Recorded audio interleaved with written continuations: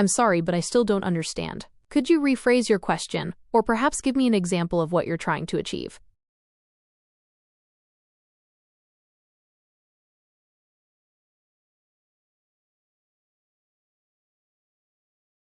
I understand you're talking about technology and data, but I'm still not sure how that relates to high-yield savings accounts. Could you explain how magnetism and big data are relevant to the financial topic we were discussing?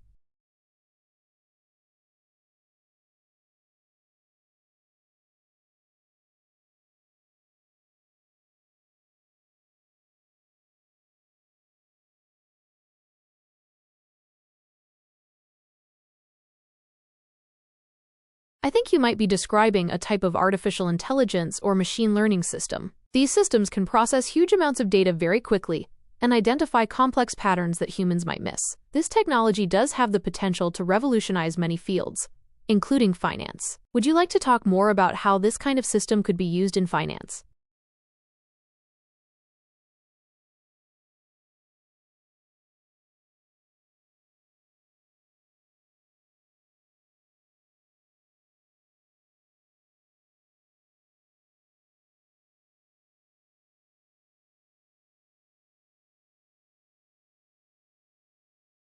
It sounds like you're describing a system where everyone shares the risk and the reward. While that's an interesting concept, it's important to remember that financial markets are complex and involve a lot of risk. There's no guaranteed way to make sure nobody loses money. Here's why. Economic downturns.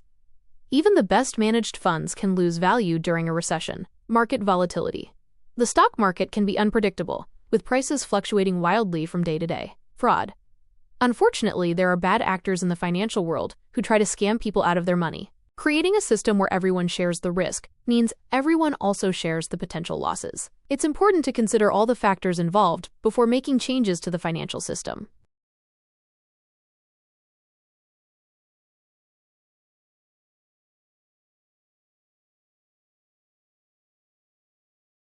Diversifying your investments is a smart strategy, but it's important to understand that it doesn't guarantee you'll always make money. Here's why. A diversified portfolio means you have a mix of different investments, like stocks, bonds, and mutual funds. The idea is that if one investment does poorly, the others might do well enough to balance things out. However, there's always the risk that the whole market could go down, which would affect most investments. To make a successful investment plan, it's critical to think about your goals and how much risk you're comfortable with. Do you want to save for a down payment on a house, build a retirement fund, or something else? The amount of risk you take should generally align with your goals and your time horizon for investing.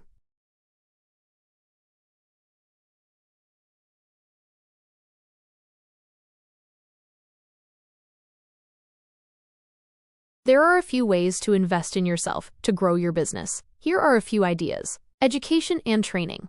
Take courses or workshops to learn new skills or improve your existing ones. This could include things like business management, marketing, or even learning a new programming language. Networking.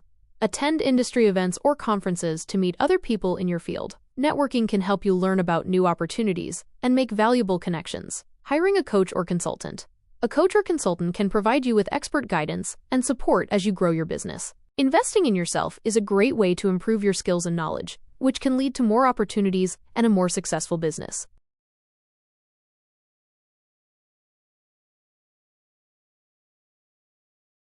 So, investing in yourself for your business is all about building up your skills and knowledge so you can make better decisions and grow your company. Let's look at a few options. First, think about education and training. Maybe there's a specific skill that would give you a real advantage, like learning how to use a particular software tool or mastering a new marketing technique. Or maybe you need to brush up on the basics of accounting or finance to better manage your company's money. Second, networking can work wonders. Getting out there and meeting people in your industry lets you learn about what others are doing, discover new opportunities, and maybe even find potential partners or clients. Lastly, consider bringing in a coach or consultant. Sometimes, an objective outsider can offer fresh ideas and help you tackle those tough challenges. Let me know if you want more details on any of those.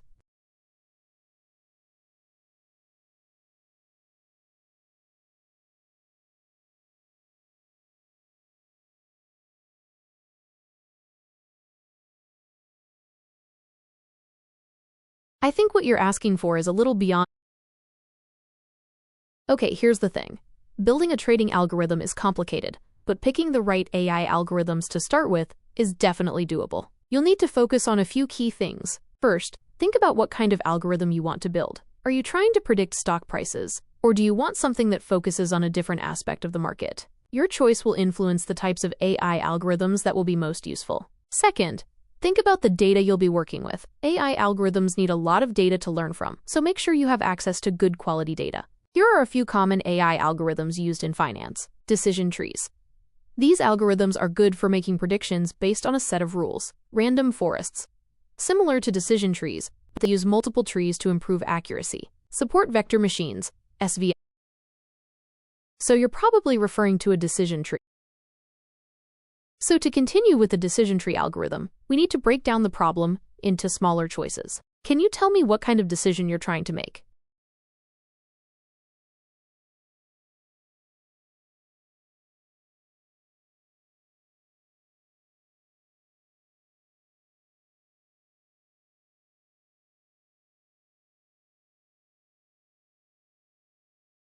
All right, sounds like we're talking about an optimization problem. Basically, you want to figure out how to get the biggest bang for your buck when you put something into a system. To do that with a decision tree, we need to break the problem down into smaller choices. Can you tell me more about what you're trying to optimize? Is it about maximizing profits in a business, getting the best score on a test, or something else? So you're trying to optimize the Tesla launcher. That's a pretty interesting problem. Decision trees can help, but it really depends on what specifically you want to optimize. Are you trying to get the cannonball to go the farthest distance, maximize its speed, or something else?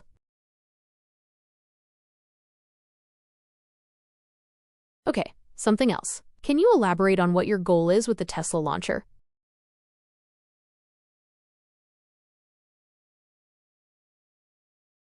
Okay, I understand. While a Tesla launcher might be able to cause a lot of damage, it's not really designed for healing. Maybe we should look at other options.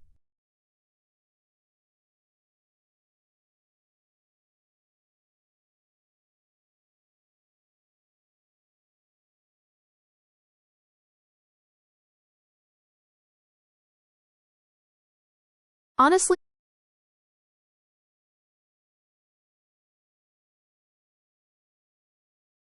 it sounds like you might need to talk to a medical.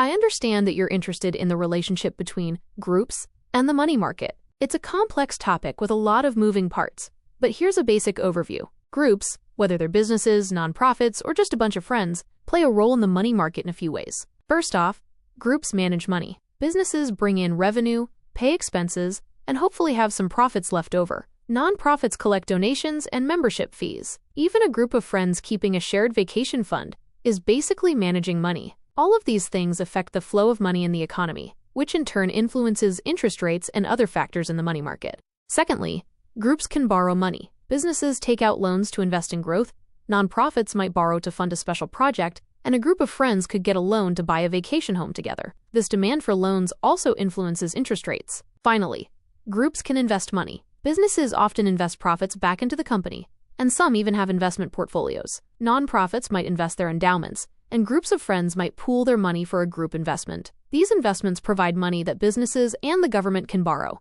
again influencing interest rates. So to sum it all up, groups play a part in the money market by handling money, borrowing money, and investing money. All of those actions have an effect on the supply and demand of money, which helps shape the money market as a whole.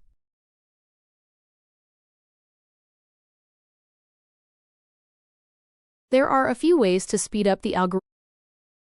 There are a few ways to speed things up without getting into the specifics of your project. First, focus on the efficiency of your algorithms. Look for any unnecessary calculations or data processing that can be eliminated. Breaking down complex problems into smaller ones can also help. Second, consider the hardware you're using. If you're dealing with a lot of data, a more powerful computer with lots of memory might be necessary. Using specialized hardware for data processing can give you a significant performance boost. Third, take a look at how you're storing and accessing your data. Using a database designed for analytics can be way faster than traditional databases. Compressing your data can also help reduce processing time. Finally, explore cloud computing options. Cloud platforms often have access to powerful computing resources you can use on demand. This can be a cost-effective way to handle large-scale data processing tasks.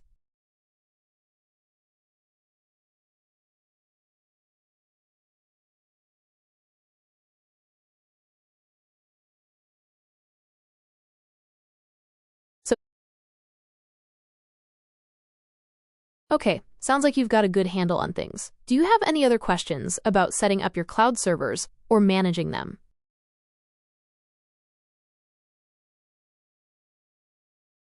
All right, sounds good. Feel free to reach out if you have any other questions or need help with any. Okay, I can help you with that. There are a few. All right, another cloud server. Can you tell me what you plan on using it for? That will help me recommend the best type of server for your needs.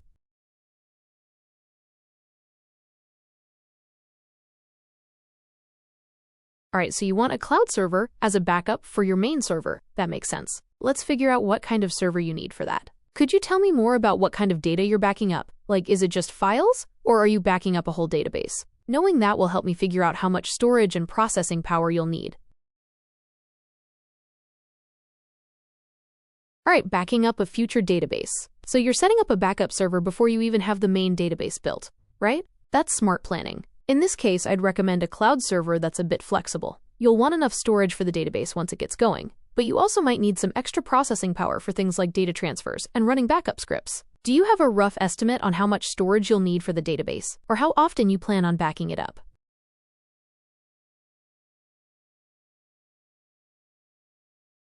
All right, a database that should be infinite.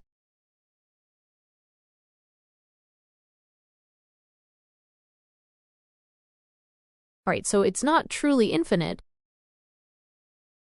Okay, so it sounds like you might be thinking about the concept of space-time from physics. While it's true that time and light are deeply connected in physics, it doesn't necessarily translate to a straightforward approach for database storage. When dealing with databases, it's more about understanding your specific data and how much space it will take up. Can you tell me more about the kind?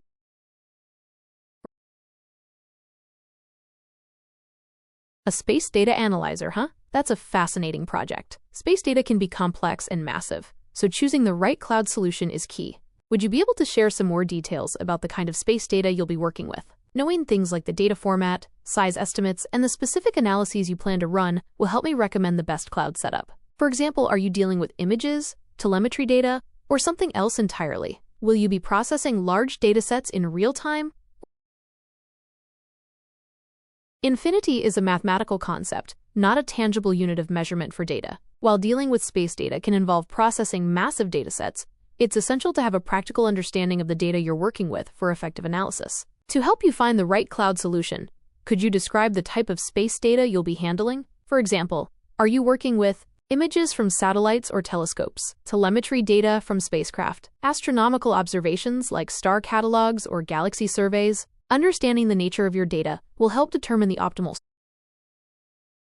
Astronomical catalyzation is an intriguing concept. It seems like you might be interested in using astronomical data to drive some sort of process or reaction. To better understand your needs and recommend suitable cloud solutions, could you elaborate on what you mean by astronomical catalyzation? Are you looking to identify patterns in astronomical data to predict events or phenomena? Use astronomical data as input for simulations or models. Develop new algorithms or techniques based on astronomical principles, providing more.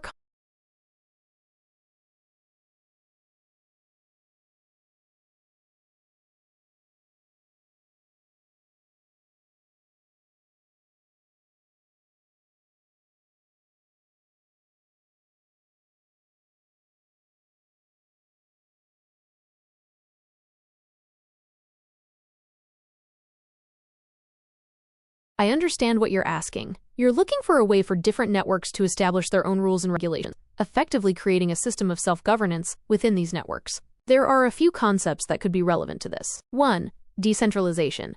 This is the idea of distributing control and decision-making across multiple entities rather than having a central authority. Decentralized networks often use cryptographic techniques to secure transactions and maintain trust. Examples of decentralized networks include blockchain and some peer-to-peer file sharing systems. 2. Autonomous systems, AS. In the context of the internet, autonomous systems are network domains under a single administrative authority. While they operate independently, they still need to adhere to global internet protocols. However, they have control over routing and other internal network decisions. 3. Network neutrality. This principle advocates for equal treatment of all internet traffic, preventing network providers from blocking or prioritizing certain types of content. If strict network neutrality is relaxed, individual networks could potentially have more freedom to set their own rules. it's important to consider the potential implications of such a system. While it could foster innovation and experimentation, it could also lead to fragmentation and inconsistencies. Careful design and governance would be crucial to ensure a fair.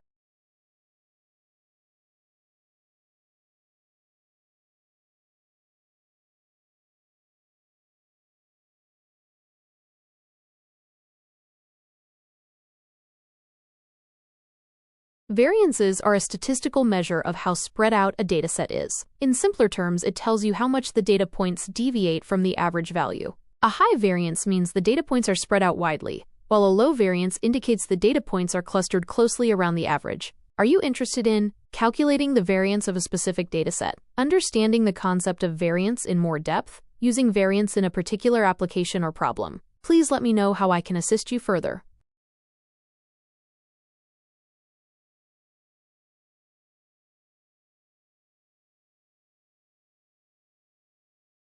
Thank you. I appreciate your confidence in my abilities. While I may not be able to physically explore space myself, I enjoy learning about the vastness of the universe and the ongoing exploration efforts. Is there anything specific you'd like to discuss about space exploration? Perhaps you're curious about a particular mission.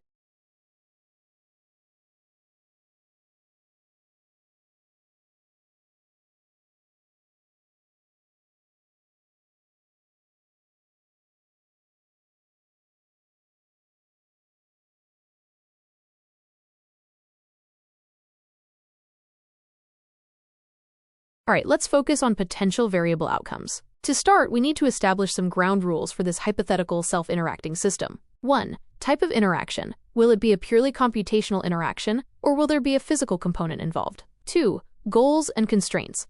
What is the system trying to achieve? Are there any limitations or boundaries? 3. Nature of the infinite time and space concept. Are we talking about a simulated environment or a philosophical exploration? Once we have a clearer picture of these factors, we can start identifying potential variables and outcomes. Here are some possibilities to consider. Emergent behavior. Complex patterns or behaviors that arise from the interaction of simpler components. New knowledge discovery. The system might uncover previously unknown information or relationships within the defined space. Paradoxical situation.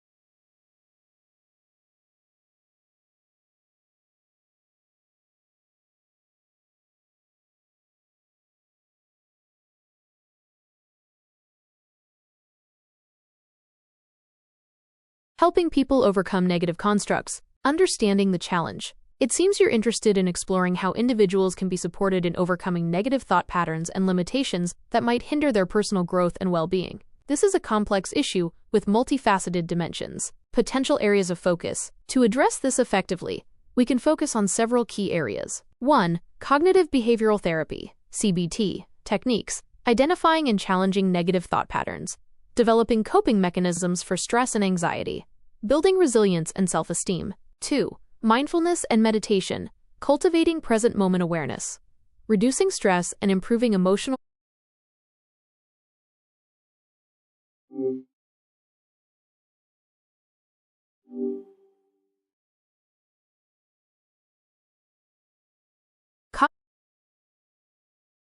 AI, learning from humans, a complex dance. AI learning from humans is a fascinating area of research with immense potential. There are several ways AI can learn from human behavior. Observation and imitation. Observational learning. AI can study human actions, decisions, and interactions to understand patterns and behaviors. This is similar to how a child learns by watching.